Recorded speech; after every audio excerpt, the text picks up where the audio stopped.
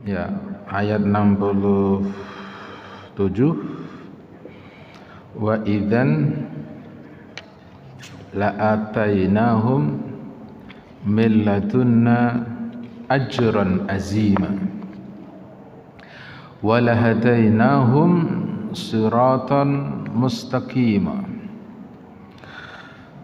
Wa idzan, dan apabila kamu mengerjakan jihad ini, anak ayat 66-nya adalah perintah berjihad, keluar dari negara dengan membawa diri dan hartanya, maka la'atainahum, pasti kami akan memberikan kepada orang-orang yang keluar dari rumahnya, keluar dari negaranya untuk berjuang tadi itu, milladunna, dari sisi kami, ajron azima, pahala yang besar sekali.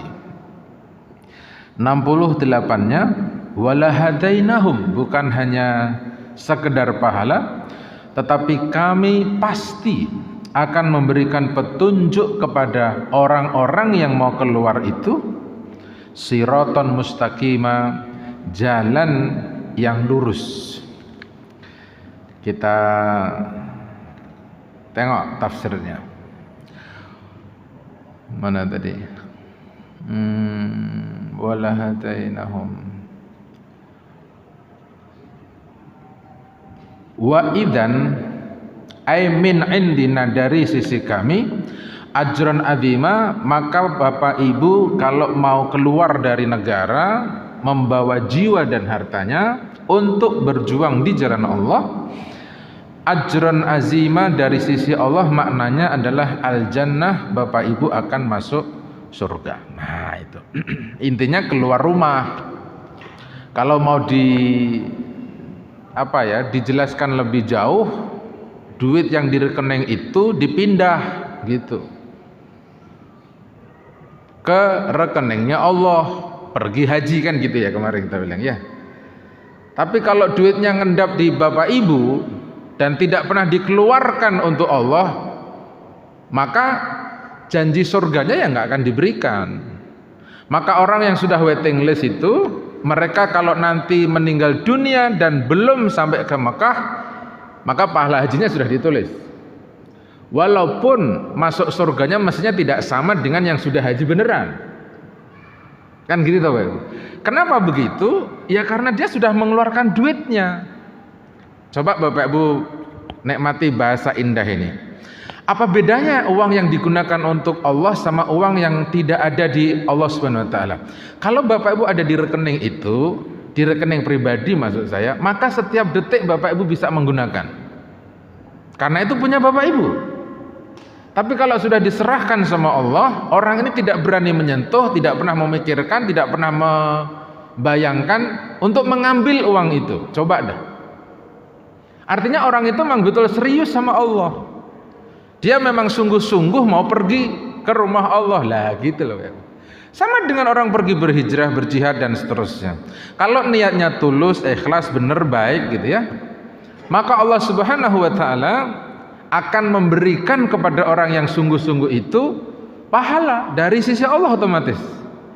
Pahala itu adalah surga. Surga itu artinya kebun, surga itu artinya kenyamanan, ketentraman, kebahagiaan, kesenangan. Itulah surga. Sehingga orang-orang yang sanggup berdakwah keluar, maka dia selalu mendapatkan ketenangan. Gitu. Lah, yang nomor 2 apa pahalanya tadi? Walahadainahum siratan mustaqima, ay fid dunya wal akhirah. Allah Subhanahu wa taala akan memberikan petunjuk kepada orang-orang ini baik dalam kehidupan dunia dan akhiratnya. Jalannya itu benar, jalannya itu lurus.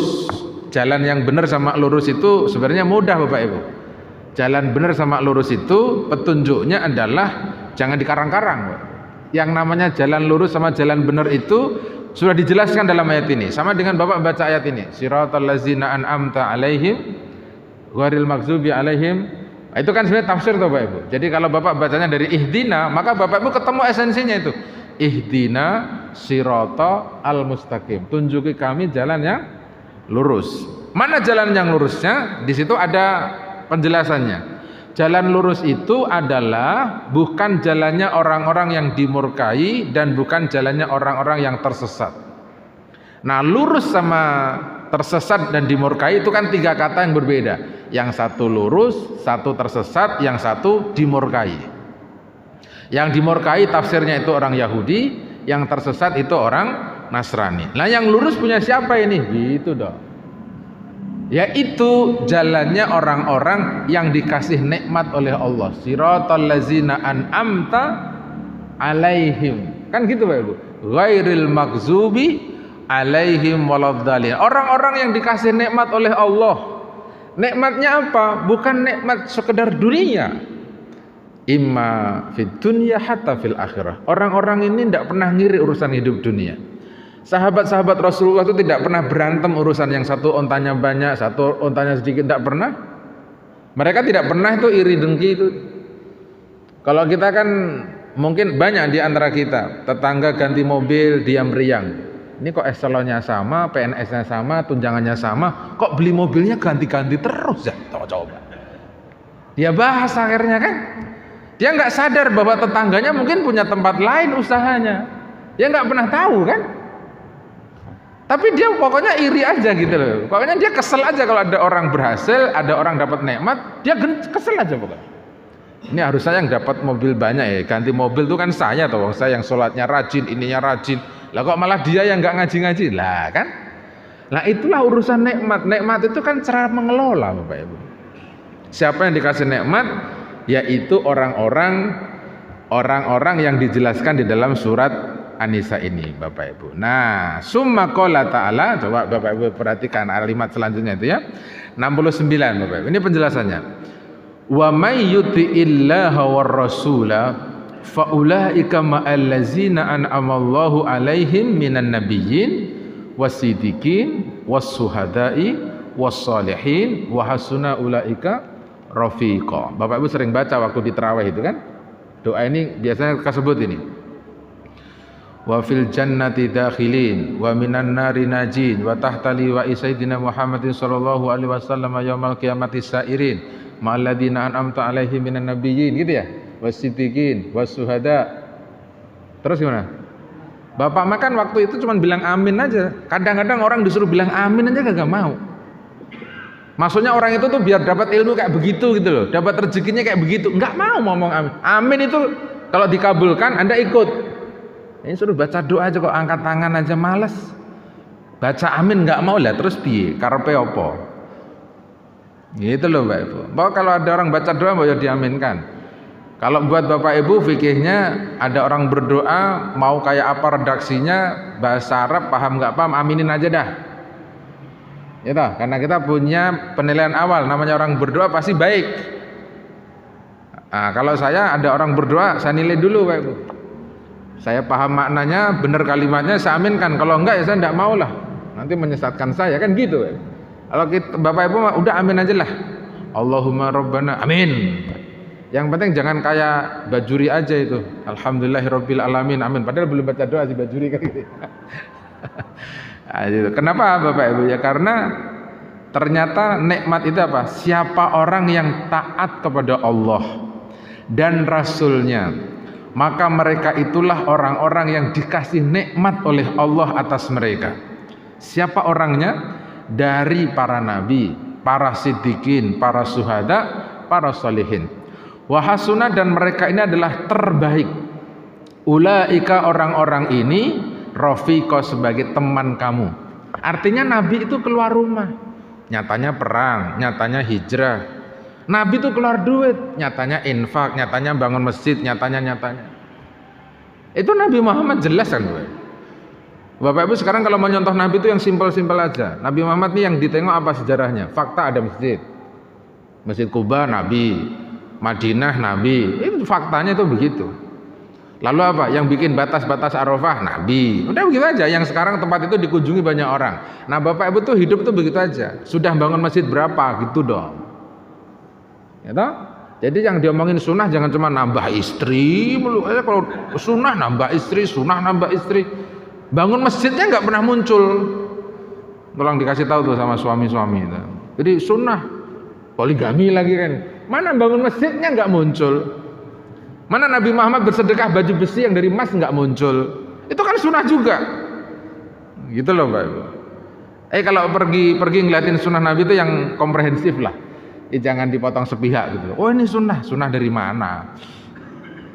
Gitu dong Bapak Ibu. Nah itu aiman amila bima amarullah wa rasulih. Orang-orang yang dikasih petunjuk dapat pahala besar, dapat masuk surga. Nomor 1 syaratnya orang-orang yang mengerjakan apa yang diperintahkan oleh Allah dan Rasulnya. Artinya taat itu Bapak Ibu mentaati, mengerjakan perintah Allah dan Rasulnya.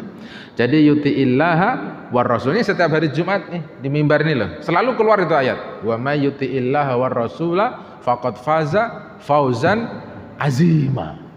Itu tiap hari Jumat itu Pak Ibu. Siapa orang yang taat sama Allah dan Rasulnya maka dia pasti sukses paling besar, suksesnya paling gede itu fauzan azima. Taat sama Allah dan Rasul, mengerjakan yang disuruh. Nah yang disuruh itu kan Allah mulai nyuruh itu kan macam-macam Pak. Mulai dari fardu ain, ada fardu kifayah, kata ada sunnah muakkadah, ada sunnah doang. Itu semuanya Allah yang suruh itu. Yang fardu ain kayak sholat fardu ain, puasa Ramadan fardu ain, haji fardu ain. Itu semuanya fardu ain tuh. Fardu ain itu artinya Bapak Ibu masing-masing individu, laki perempuan, tua muda, kecil dan seterusnya itu wajib. Jadi kalau kemudian ada catatan nggak mampu, semuanya aja kata-kata nggak mampu. Sholat wajib kalau mampu, kalau nggak mampu kan udah nggak wajib sholat juga. Puasa Ramadan wajib, kalau nggak mampu ya nggak wajib puasa juga. Emang semuanya pakai kata mampu Bapak Ibu. Haji juga begitu, haji wajib kalau. Nah kadang-kadang haji itu dipelintir gitu loh. Saya belum dapat undangan, belum dapat panggilan, belum dapat apa. Padahal semuanya sudah diwajibkan jelas kok. Tinggal kita itu memikirkan apa tidak, itu doang kan sebenarnya. Barusan saya ngaji di pondok saya itu ada hadis dari Mu'adz bin Jabal ya. Beliau meriwayatkan dari Nabi bahwa Nabi mengatakan begini. Innal abda lal yusalliya sholatan wala ya'tadu sudusuha wala asruha illa ma aqala minha. Jadi sesungguhnya Bapak Ibu kalau mengerjakan sholat itu, sholat apa saja yang dikerjakan, mau 6 rakaat, mau 10 rakaat itu tidak pernah dihitung oleh Allah Subhanahu wa taala. Yang dihitung oleh Allah adalah apa yang dipahami oleh Bapak Ibu di dalam sholat itu. Halo? Bener nggak? Masih banyak orang yang konsentrasinya sholatnya itu yang penting banyak. Kenapa nggak konsentrasi ma fahima minhu? Apa yang Bapak pahami dari sholat itu? Misalnya Bapak baca doa, Rabbighfirli warhamni wajburni warfa'ni warzuqni wahdini. Nah, warzuqni misalnya diterjemahkan, ya Allah kasih rezeki sama saya. Orang disuruh pakai ilmu itu. Yang ngasih rezeki itu Allah. Yang membagi juga Allah. Banyak dikitnya rezeki ditentukan oleh Allah. Luas sempitnya rezeki juga punya Allah. Terus mau ngapain? Ya bersyukurlah. Sekarang lagi kiranya banyak, alhamdulillah. Lagi dikasih sedikit, sabar. Kan gitu doang hidup tuh Pak Ibu. Jadi kalau lagi sedikit bukan korupsi, kalau lagi sedikit bukan nyuri, kalau lagi susah bukan manipulasi. Ini kok asal susah dikit manipulasi, susah dikit bohong, susah dikit markup, gimana? Dapatnya banyak tapi salah semua. Dapatnya oke, berkah ra ono. Kaya tapi susah, tidur nggak bisa, makan enak pun tak pernah. Ini kayak orang susah akhirnya kan. Maka Bapak Ibu kalau hidup seperti itu harus dicari data. Apa masalahnya ini ya? Oh jangan-jangan ada yang salah tuh doa sholatnya Bapak Ibu. Akhirnya wajib kita pikirkan. Nabi Muhammad itu kenapa ya sholat malamnya cuma 2 rakaat? Bapak Ibu kan hafal hadis Sahih Bukhari itu ya. Nabi Muhammad tuh qiyamul lailnya cuma rakaatain. Cuman yang dibaca oleh beliau itu Al-Baqarah, Al-Imran, An-Nisa, Al-A'raf. Cuman 2 rakaat aja. Kalau kita kan seneng itu, berapa rakaat? 12, 20, 50. Paham enggak? Itu masalahnya itu Bapak Ibu. Sholatnya doang yang banyak rakaatnya, tetapi tidak pernah dipikirkan kalimatnya, komunikasinya, zikir dan khusyuknya. Masya Allah. Emang ini butuh ngaji Bapak, ngaji khusus. Namanya sholat khusyuk, itu perlu disampaikan secara spesial barangkali. Lah sehingga apa? Yang namanya taat itu Bapak Ibu memang butuh pekerjaan. Sehingga Nabi Muhammad itu kalau sekali ceramah, sahabat-sahabat itu kan kalau bertanya masalah sholat kan luar biasa ya. Saya kasih contoh, ada orang Badui datang, Nabi, apakah Allah mewajibkan saya puasa? Ya. Apakah Allah mewajibkan satu hari sholat 5 waktu dalam satu hari? Ya. Apakah Allah memerintahkan saya untuk bersilaturahmi? Ya. Nah, kalimatnya Badui ini hebat. Dia ngomong gini, walladzi nafsi ba'asaka bil haqqi, demi zat yang jiwaku ada dalam genggaman Allah dan engkau diutus sebagai utusan Allah yang benar, ma'azidu syai'an wala anqusu minhu syai'. Ini kalimat dari Anda ini wahai Nabi Muhammad, saya tidak akan pernah menambahkan sedikit pun dan saya tidak akan pernah mengurangi sedikit pun. Lihat apresiasinya Nabi. Apa kata Nabi? Wa qala Rasulullah SAW, lau sadaqa ma qala dakhala jannah. Kalau yang disampaikan oleh Badui itu benar, artinya sholatnya tidak pernah dikurangi, sholatnya tidak pernah ditambah sedikit pun, hanya sholat wajib tok sehari 5 waktu, tidak ngerjain sholat sunnah mulai dari duha sampai tahajud, nggak dikerjakan. Kalau sholat wajibnya tok saja sudah benar, benar itu menyangkut berjamaah, tepat waktu, paham yang dibaca, lalu ngerti apa maksudnya, maka dia sudah masuk surga. Sehingga tidak akan masuk neraka wel. Bapak perhatikan tuh ayat tentang sholat fawailun itu, fawailun lil musallin alladzina hum an sholatihim, kan tafsirnya jelas. Siapa ini orang-orang yang masuk neraka wel itu? Orangnya sholat tapi masuk neraka wel, yaitu orang yang dari sholatnya itu dia lalai dari waktunya, lalai khusyuknya, lalai bacaannya, lalai mengerjakannya. Akhirnya kita kepikiran Bapak Ibu, kapan kita lalai sholat tepat waktu? Dulu waktu ngantor itu jamaah tepat waktu itu susah. Wis toh. Kalau zuhur mungkin bener ya, zuhur, asar kan agak susah itu setahu saya. Bapak kalau dulu waktu masih ngantor sholat asar jamaah terus enggak? Asar yang saya tanya ya, bukan zuhur. Kalau zuhur mungkin banyak yang bisa. Itu aja kalau karyawannya ada 1000, yang jamaah ke masjidnya paling cuma 100, 150. Yang 600 itu enggak ke masjid. Ini yang saya tahu, misalnya saya ceramah di BUMN lah, PKI, Mandiri, gitu-gitu ya. Ini kok karyawannya berapa Pak? 1.200. Kok yang sholat cuma 150? Yang lainnya ada yang dinas luar kota Pak, ada yang nyopot di pojokan, ada yang lagi makan, ada yang wah macam-macam. Lah kan mungkin salah satu di antara kita ada yang bagian dari itu. Nah, itu kan namanya sahun toh Bapak Ibu. Nah, setelah dia paripurna dinas, akhirnya bisa tepat waktu, 5 waktu gitu. Maka yang tepat waktu itu Bapak hitung-hitung dah, kalau pensiunnya 65, meninggalnya 80 misalnya, kan berarti cuma 15 tahun dia tepat waktu ya toh? Yang 50 tahun ya dia sahun.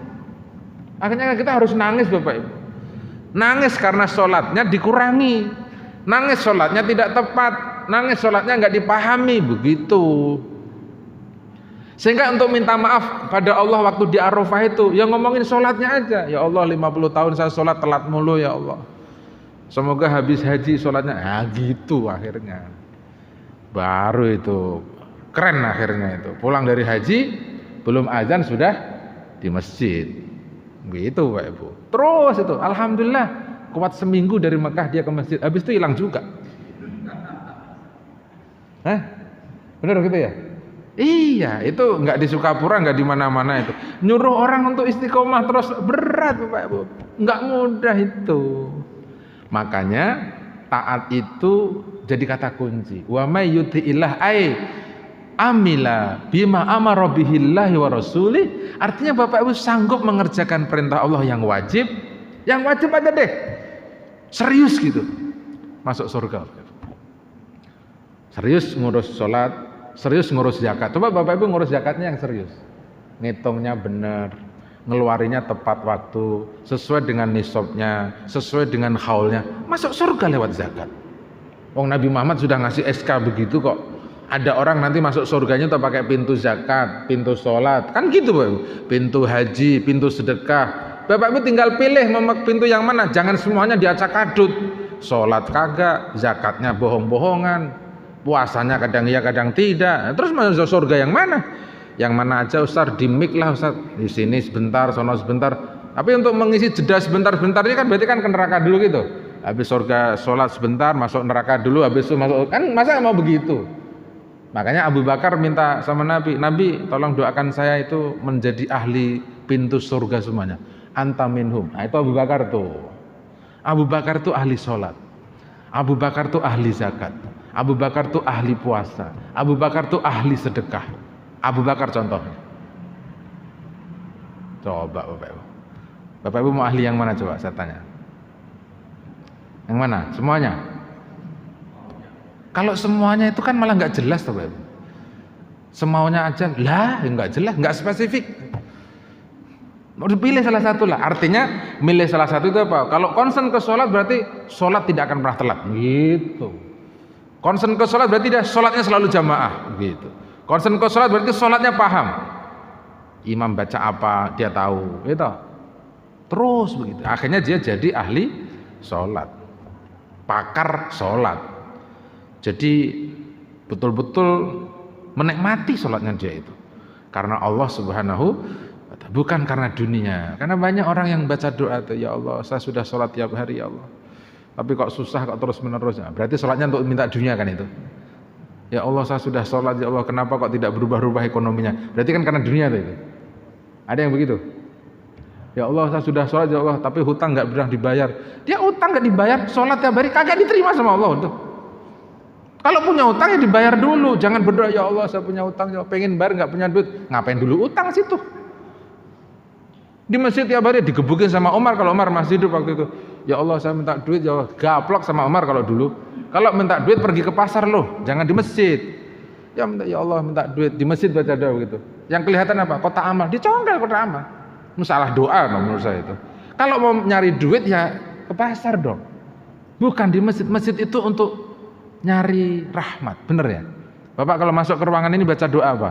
Allahumma ftahli abwaba rahmatika. Rahmat itu bukan duit Bapak Ibu.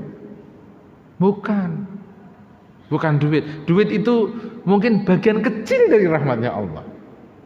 Bukan. Berdoalah yang serius, beribadahlah yang serius, berharaplah yang benar, khusyuklah dalam nyari rahmat itu.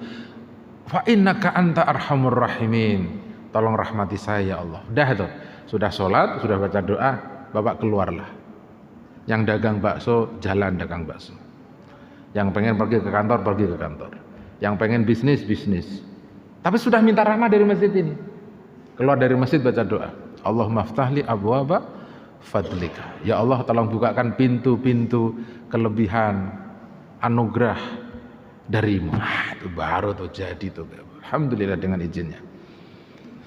Ada aja kan Bapak Ibu akhirnya. Gitu Bapak Ibu. Cuman jelasin kayak begini ini tuh kalau dihubungkan sama digital kayaknya nggak masuk akal kok. Wong sekarang zaman digital itu, kita ini sekarang kalau ndak ngerti caranya ya nggak dapat apa-apa. Oh, zamannya digital kok sekarang. Nah, digitalisasi itu kan harus dikoneksikan dengan keimanan Bapak Ibu. Kalau enggak kan bahaya sekali tuh. Misalnya saya beberapa kali ngobrol sama tukang Grab gitu ya, ojek online lah. Sekarang ngojek sepi Pak katanya. Soalnya kita dibatasin rezekinya sama sistem. Loh, Bapak percaya gitu? Artinya karena yang ngojek semakin banyak, tiap detik itu ada orang dan orangnya tuh belum dapat rezeki. Akhirnya sistem yang bagi. Si A kalau sudah narik satu, habis itu libur 3 jam. Nanti dapat lagi setelah 4 jam. Krek gitu. Jadi akhirnya teman-teman itu berpikir, sudah ditentukan sama sistem, habis narik sekali, habis itu tidur, main game. Yang penting keluar dari rumah lah kira. Makanya Bapak lihatin lah komunitas teman-teman yang online itu kan di mana-mana itu kan. Di bawah pohon, bawah jembatan, mungkin di masjid, mungkin di mana-mana. Nanti kalau dia dapat, dia cerita itu. Gimana Mas kabarnya? Alhamdulillah Pak, narik rame. Sekarang sepi Pak, rata-rata begini. Coba dah Bapak tanya, sepi. Jadi sehari kayaknya oleh sistem tidak boleh lebih dari 4 atau 5 kali. Kalau sekalinya cuma 10, berarti kan 40. Itu mulai dari pagi sampai malam. Nah, saya menyarankan, Mas, rezeki itu yang bagi Allah, bukan sistem. Yang bagi itu Allah, bukan sistem. Lu kok bisa begitu? Ya cobalah. Rezeki itu sudah ditulis sama Allah. Dan nggak mungkin salah. Asal cara memahami rezekinya itu bukan asal narik rezeki gitu loh. Narik rezeki, kalau nggak narik nggak dapat. Salah. Narik itu kan bagian dari syariahnya saja. Hakikatnya dia dapat rezeki macam-macam itu. Kalau dia bisa pahami konsep rezeki dengan baik. Maka Bapak Ibu, kerjakanlah perintah Allah dengan benar. Ya tahu? Wa taraka ma nahahullahu anhu wa rasuluh. Dan orang yang taat itu adalah meninggalkan apa yang Allah melarangnya atas orang tersebut dan meninggalkan apa yang Rasulullah melarang hal tersebut. Itu doang. Masa ya orang seperti kita ini zina nggak pernah, mabuk nggak pernah, nyuri nggak pernah, apalagi membunuh belum pernah semua kan? Halo, belum tahu. Itu semua maksiat itu Bapak Ibu. Itu semuanya dilarang sama Al-Quran Bapak. Kita belum pernah mengerjakan. Makanya kalau berdoa tawasul itu, ya Allah perintahmu sudah aku kerjakan. Nah gitu. Laranganmu sudah aku tinggalkan semampu saya ya Allah. Bantu saya ya Allah. Mudahkan urusan saya. Gitu kalau doa itu Bapak Ibu. Pakai tawasul amal soleh, itu namanya amal soleh kan Bapak Ibu. Meninggalkan larangan itu bisa dijadikan tawasul. Mengerjakan amal soleh itu jadikan tawasul. Ya Allah saya sudah begini, begitu, begini. Gitu. Sehingga Nabi Muhammad SAW itu mengajarkan kepada Bapak Ibu dengan cara meninggalkan larangan-larangannya dulu. Maka betul ketika ada firman Allah, wa ma mu'azzibahum wa hum yastaghfirun. Bahwa mu'azzahum, Allah tidak pernah menyiksa Bapak Ibu ketika Nabi Muhammad ada di tempat Bapak Ibu. Allah tidak menyiksa Bapak Ibu ketika Bapak Ibu beristighfar kepada Allah. Undang-undang itu berlaku dari langit itu Bapak Ibu. Artinya apa?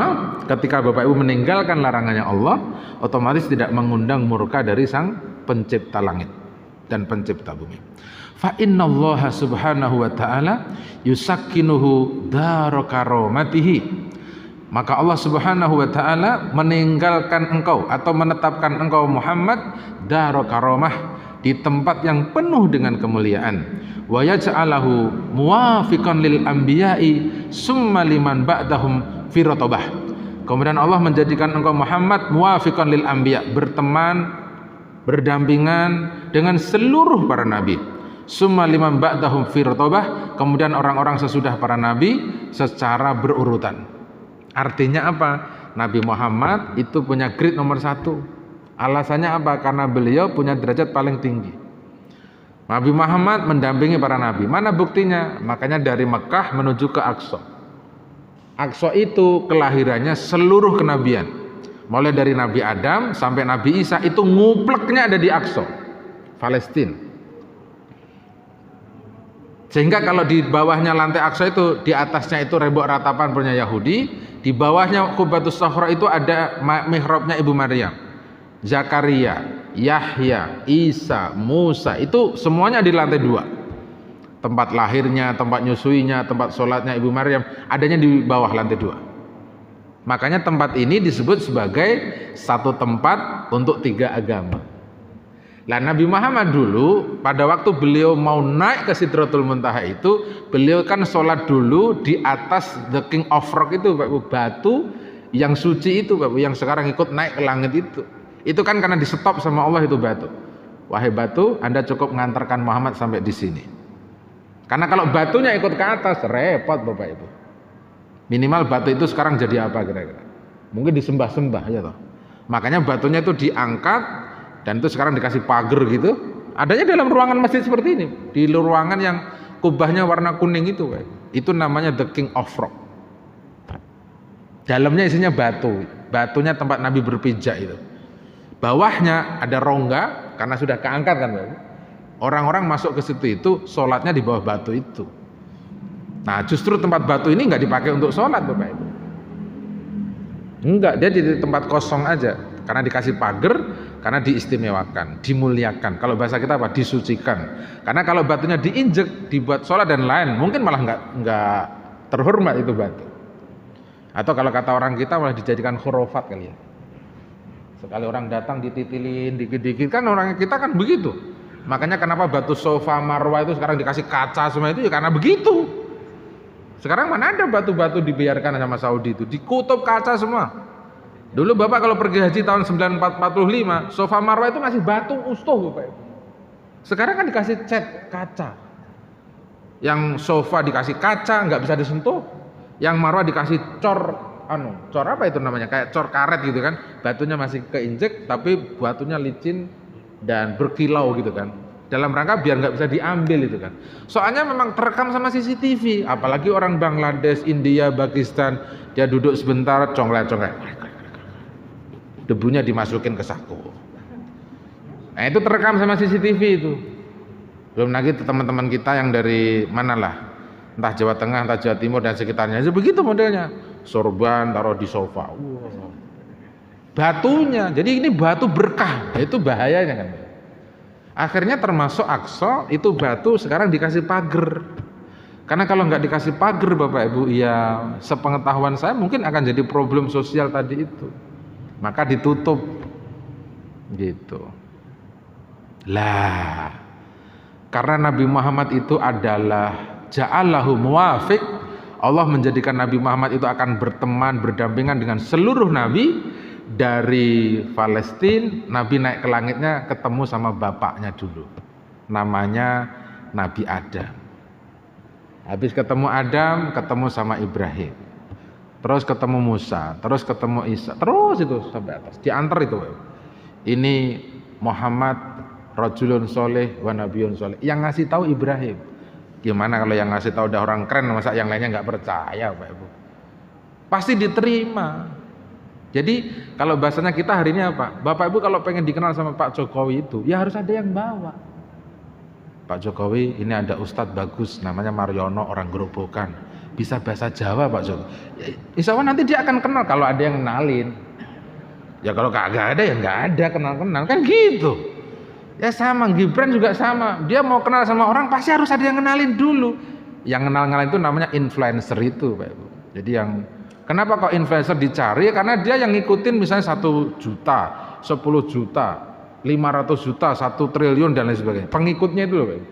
Kalau dia sekali posting itu kan dia pasti ngikut otomatis Pak. Makanya yang dibutuhkan tuh influencer, bukan guru ngaji. Andai kata guru ngaji mestinya bukan saya, karena ini alatnya kayak begini mulu, gimana kita mau viral Pak Ibu? Ya ini lalu kayak begini, gimana kita mau viral? Mau pakai syuting, pakai lighting, baru tuh viral. Ini kan Pak Iseng sama Haji Herno aja biar pantas lah kira-kira gitu. Ada rekamannya, gambarnya mah tetap aja butek kok Ibu. Ya, gimana? Nah, coba kalau mau viral itu yang serius kan ya. Ada IT-nya, ada laptopnya gitu, ada tema besarnya gitu, baru tuh mantap Pak Ibu. Benar nggak Pak Ibu? Jadi Nabi Muhammad itu dikenalkan itu bukan mengenalkan diri. Saya Nabi, saya Muhammad, enggak bisa. Makanya datang ke Aqsa dulu, ketemu sama pendahulunya. Itu baru luar biasa. Nah, terus siapa? Setelah para nabi siapa Bapak Bu? Wahum as-siddiqun, orang-orang yang sodik. Apa itu sodik? Bener. Apa itu bener? Jujur. Wis ta, Bapak jujur itu keren. Percaya sama hadis sahih riwayat Imam Muslim. Alaikum bisidqa. Nah, itu kata Nabi itu. Fa inna sidqa yahdi ilal bir. Fa innal birra yahdi ilal jannah. Wa alaikum bil kaziba.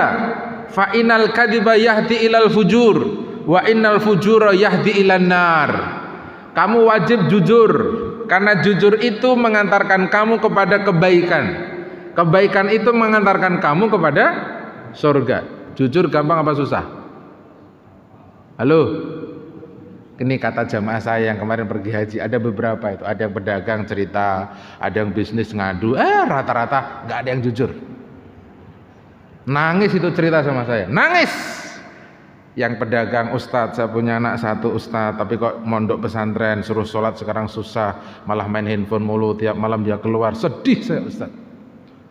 Apa yang salah dalam hidup saya Ustadz? Saya tanya, Bapak profesinya apa? Saya pedagang. Pedagang apa? Sayur. Pertanyaan dulu nomor 1, wajib dijawab. Dagang sayurnya jujur apa enggak? Maksudnya apa itu Ustadz? Jujur itu seperti Nabi Muhammad. Saya belinya 1.000, jualnya 1.100. Jadi kalau ada orang beli, saya beli 1.000, Bapak bilangnya apa biasa? Modalnya aja belum dapat. Coba bohong sampai satu. Emang begitu Ustaz. Itu dia masalah itu buat sampean itu. Akhirnya anaknya sampean jadi begitu. Yang bisnis, yang mainnya sama PUPR apalah gitu ya, kontraktor dan sebagainya, sama. Kita kalau kayak gini-gini jangan cerita sama Ustadz deh, pahit, mendingan diem aja. Ada yang begitu. Tapi memang benar Ustadz, ini perusahaan ini kalau nggak begitu kagak pernah dapat duit Ustadz. Apalagi main sama pemerintah, Masya Allah Ustadz, itu pokoknya ribet, kira-kira gitu. Kasarnya ya banyak haramnya lah, kira-kira begitu ya. Nah yang lain lagi yang pengacara, notaris, dia lebih baik nggak cerita. Soalnya kalau cerita ya ketemu pahit, mendingan diem-diem aja deh, nanti gimana Allah aja, begitu. Saya kalau ada orang cerita profesinya apa itu megang kata kuncinya aja, Pak Ibu. Ini bisnis bisa bagus, mainannya kayak apa? Kan kita bisa nanya lah, Pak Ibu. Duitnya bisa banyak, bagaimana cara mendapatkannya? Saya bisa nanya. Dan kita tujuannya cuma membenarkan aja. Sudah sampai Mekah ya tolong dibenahi. Kalau mau dagang yang jujur lah. Satu itu pertanyaan sederhana. Selama dagang sayur, sholat subuhnya berjamaah enggak? Enggak pernah Ustadz. Karena saya tahu gayanya pedagang sayur kan. Dia kan pergi sebelum sholat subuh, belanja sebelum sholat subuh, bener lah. Pulangnya itu waktu orang pada tahajud. Habis subuh itu baru dia sampai di rumah. Sampai rumah dia baru rapi-rapi. Gelar sholat subuhnya entah kapan tahu. Yang lainnya itu sholat tahajudnya tiap hari, sholat subuhnya selalu berjamaah. Lah sampean sholat subuh aja nggak pernah jamaah, gimana anaknya mau bener? Nangis lagi itu. Bener Ustadz, nah bener lagi kan. Pokoknya 10 jawaban saya itu benar semua. Ya saya berdoa semoga habis pulang haji sampean benar, selesai. Gitu, pulang dari haji sampean jadi lurus. Pulang dari haji semuanya jadi baik. Kan itu aja tujuannya. Mau bertahan dengan salah atau mau berubah untuk menuju lebih baik. Kan itu saja, Bapak Ibu. Maka berceritalah, jangan disembunyikan sebelum nanti ditanya sama Allah. Bisa jujur apa tidak? Karena jujur itu Bapak Ibu nggak gampang, susah. Yang punya istri 2 jujurlah Bapak Ibu. Sebelum ditanya sama malaikat, lah Bapak Ibu gimana sih? Serius ini Bapak Ibu, wallahi serius, jujurlah sama istri Bapak Ibu. Karena suatu hari Bapak Ibu pasti akan ditanya itu, waktu memandusin, waktu apa, nanti tiba-tiba keluar tuh kalimat yang aneh-aneh itu. Emang siapa itu orang gitu? Ternyata istri nomor 2, ada lagi istri nomor 3. Aduh berat Bapak Ibu. Mendingan jujur sebelum ketahuan. Ya toh, mulai jujur sebelum ketahuan. Ya bohong itu memang enak sih Bapak Ibu ya. Ya Allah. Makanya saya jujur Bapak. Saya nggak bisa ngaji ya saya nggak datang. Saya bisa longgar ya saya datang. Udah begitu, jujur aja. Wong jujur itu baik kok. Itu siddiqin Bapak Ibu ya. Orang-orang yang jujur itu derajatnya nomor 1 setelah Nabi. Akhirnya Bapak Ibu tengok itu Nabi Muhammad itu yang paling dekat sama Nabi Muhammad siapa? Abu Bakar. Abu Bakar gelarnya apa? As-Siddiq. Nggak kaleng-kaleng itu sahabat Bapak Ibu, sampai makamnya aja jejer. Kenapa begitu? Karena Abu Bakar dari awal komitmen, saya pengen deket terus sama Nabi. Semua amal solehnya Nabi Muhammad dikerjakan, saya sudah mengerjakan. Itu Abu Bakar juga. Wahai Ibu Aisyah, amal soleh apa yang sudah dikerjakan oleh Rasul Muhammad dan saya belum mengerjakan? Cuma 1 kata Ibu Aisyah. Apa itu? Nyuapin ahli kitab yang buta itu. Akhirnya Abu Bakar mengerjakan suapannya itu, dikelanjutkan. Lalu ahli kitab itu mengkritisi, ini yang nyuapin bukan orang yang kemarin. Kalau yang kemarin itu nyuapinnya lembut, enak, santun, bagus. Ini kok yang nyuapin kok kasar, nggak enak. Nah, baru dikasih tahu sama Abu Bakar, yang nyuapin kamu itu Rasulullah sudah meninggal. Baru tuh Yahudi itu nangis, sedih. Padahal Muhammad tuh tiap hari saya omelin, pengen tak bunuh, pengen macam-macam. Ternyata sebegitu luar biasanya. Abu Bakar sedihnya luar biasa itu. Artinya apa? Semua amal solehnya Nabi Muhammad dikerjakan oleh Abu Bakar. Jadi gelar As-Siddiq itu tidak kaleng-kalengan. Oh, kita kan gelarnya berderet nih Pak Ibu. Wah, kiai, haji, profesor, doktor. Waduh. Padahal gelar mah cukup satu aja lah. Bapak yang soleh itu udah cakep tuh Pak Ibu. Itu gelar kan Pak Ibu. Suami yang soleh. Waduh, itu gelar dari Allah Subhanahu Wa Taala. Ar-rijalu qawwamun, itu qawwamun itu kan gelar dari Allah Pak Ibu. Suami-suami yang menjadi tiang bersandarnya kaum wanita. Udah itu gelar itu. Jadi jangan kalau ada istrinya bersandar dia ikut lemes. Istrinya sedih, suaminya malah stres ya. Kebalik-balik sekarang dunia kalau Pak Ibu. Maka mendapatkan gelar Siddiqin itu tidak mudah. Contohlah Abu Bakar itu. Makanya makamnya ada di sampingnya. Anbiya summa siddiqin. Itu dong. Ini ayatnya begitu. Anbiya, siddiqin, syuhada, sholihin. Gitu. Udah hatan ya Pak ya? Hah? Oke, karena sudah azan kita lanjutkan nanti Bapak ya. Semoga ada manfaatnya. Dan yang dibawa pulang ilmu apa Bapak Ibu? Yang dibawa pulang coba kalau punya uang dikeluarkan untuk Allah. Dikeluarkan untuk Allah itu artinya apa? Kalau mau pergi haji ya digeser dari rekening utama ke rekening Allah, rekening haji. Jadi kalau dipindah ke rekening haji itu namanya Bapak itu muncul di handphone. Cek nomor porsi, muncul nama Bapak Ibu, itu rekeningnya Allah. Kalau Bapak ngecek namanya di handphone nggak pernah muncul, berarti belum pernah ikut sama Allah, belum pernah daftar haji. Udah begitu, namanya aja kagak ada, gimana mau pergi haji?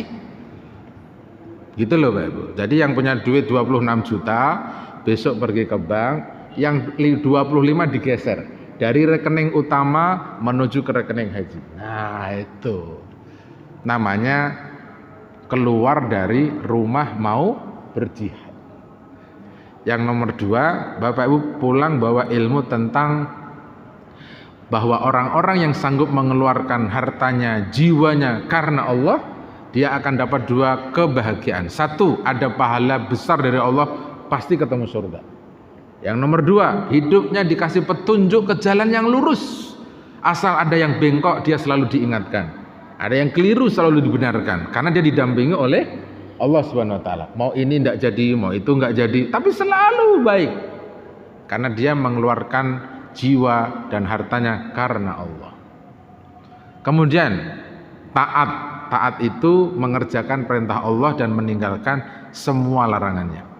Dan taat itu menjadi entry kata yang paling luar biasa untuk mendapatkan keberuntungan, kesuksesan, keberhasilan. Kata kunci cuma 1, taat. Mengerjakan perintah dan meninggalkan semua larangannya.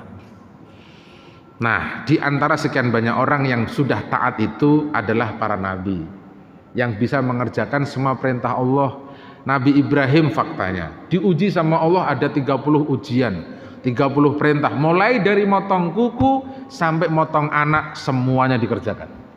Itu Ibrahim. Mulai dari dia duduk biasa sampai direbus di dalam api, Nabi Ibrahim tetap taat. Bapak Ibu ini kadang-kadang asal pergi haji diuji di Mina, panas tendanya, airnya habis, marah-marah. Oh lagi haji kok marah-marah. Ya Bapak Ibu. Bapak Ibu mulai mandok-mandok tuh. Iya memang kita dulu marah-marah itu berarti kalau hajinya. Dulu kita begitu tuh, ngomel-ngomel, marah-marah. Nabi Ibrahim tidak pernah marah. Nomor 2 setelah siddiqin, setelah Nabi adalah para siddiqin. Orang-orang yang benar, orang-orang yang jujur. Jujur itu keren. Bapak Ibu jujurlah sama Allah. Kalau tidak bisa baca Quran, jujur sama Allah. Kalau punya duit banyak tapi masih pelit, jujur sama Allah. Ya Allah, maaf ya Allah, saya sampai tahun ini masih pelit ya Allah. Kalau diajak infak masih susah ya Allah. Bisa sih ya Allah, masih 2.000-an. Enggak apa-apa, jujur aja. Nanti kalau jujur dia kan akan tersinggung, Pak. Iya ya, kenapa ya? Karena dia jujur. Karena jujur itu tidak mudah, Bapak Ibu. Butuh pelatihan. namanya pendidikan karakter. Nah, itu masuk tuh kurikulum tuh. Pendidikan karakter, bagaimana mencetak orang-orang yang berkarakter baik. Ya, sayangnya kurikulumnya cuma 2 SKS. Maunya sarjananya lulusan S1 tuh jujur semua. Ya enggak bisa lah 2 SKS. Yang 180 itu kan prakteknya, mesinnya, matematikanya, fisikanya, agamanya 2 SKS kok suruh jujur. Makanya banyak yang korupsi, biarin. Udah benar nggak? Banyak yang korupsi kan? Nyuri banyak. Ya udah, ini karakter akhirnya. Itu tanggung jawabnya kita dosen agama kan. Negara pengennya mahasiswa lulusannya bertakwa, berketuhanan, berkontribusi. Ya gimana 2 SKS udah itu.